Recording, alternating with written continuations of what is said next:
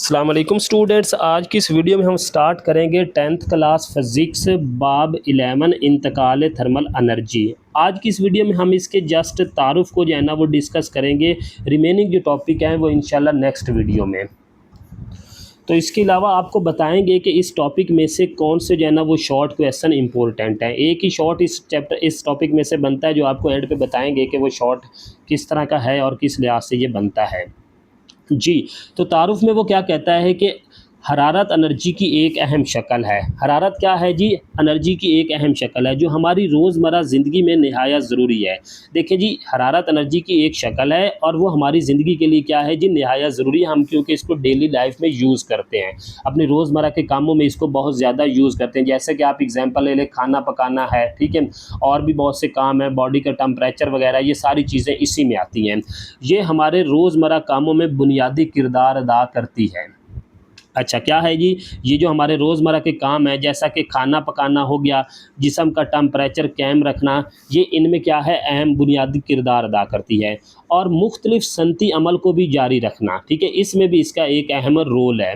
हरारत के बहाव को समझना इसलिए भी ज़रूरी है ताकि हम खुद को निहायत ज़्यादा और निहायत कम टेम्परेचर से महफूज़ रख सकें। क्या होता है कि बाज़ जो है ना वो बाज़ का टेम्परेचर बहुत ज़्यादा होता है और बाज़ का बहुत कम होता है, तो हमने ज़्यादा टेम्परेचर से भी अपने आप को महफूज़ रखना होता है और कम टेम्परेचर से भी। यानी कि जिस तरह अगर वो 0 डिग्री सेंटीग्रेड है तो 0 डिग्री सेंटीग्रेड पे बहुत ज़्यादा ठंड होती है, या इससे भी लो टेम्परेचर पे, तो हमने अपने आप को हाई टेम्परेचर से पे भी महफूज़ रखना होता है और कम टेम्परेचर पे भी हमें अपने आप को महफूज़ रखना होता है।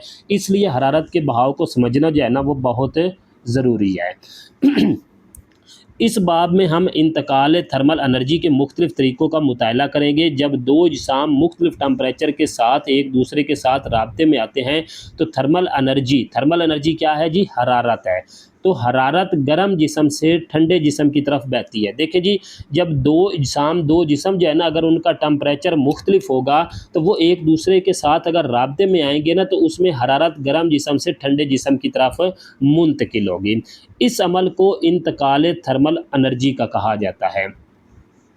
जब तक दोनों जिसाम के दरमियान टेम्परेचर का फ़र्क मौजूद होता है, ये अमल जारी रहता है। जी, अब ये हरारत ट्रांसफ़र हो रही है, यानी कि हरारत गर्म जिस्म से ठंडे जिस्म की तरफ मूव कर रही है, तो ये कब तक जारी रहेगी? ये उस टाइम तक जारी रहेगी जब तक दोनों के दरमियान टेम्परेचर का फ़र्क रहेगा, यानी कि टेम्परेचर डिफरेंस रहेगा कि एक का टेम्परेचर ज़्यादा होगा, एक का कम होगा, ठीक है?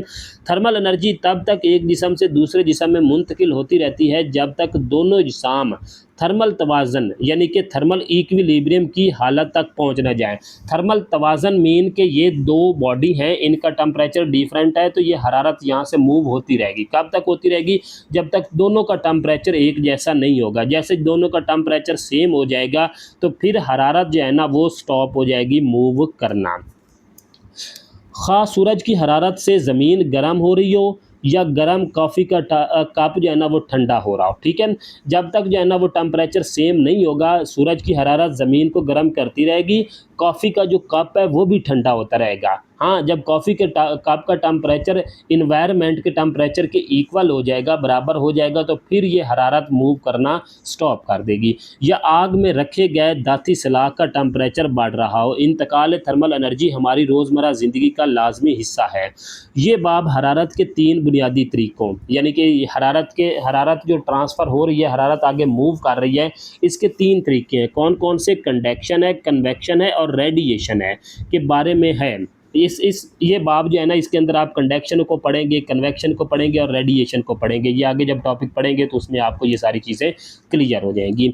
इन हरारती अवामिल को समझना ना सिर्फ कुदरती निज़ाम में ज़रूरी है बल्कि इंजीनियरिंग, मौसमियात और जदीद टेक्नोलॉजी जैसी शोबों में भी इनकी बहुत अहमियत है। यानी कि ये सिर्फ कुदरती अवामिल को भी समझना ज़रूरी नहीं है, जिस तरह सूरज से हरारत जो है ना वो ज़मीन की तरफ आ रही है, ये कुदरती अमल हो गया।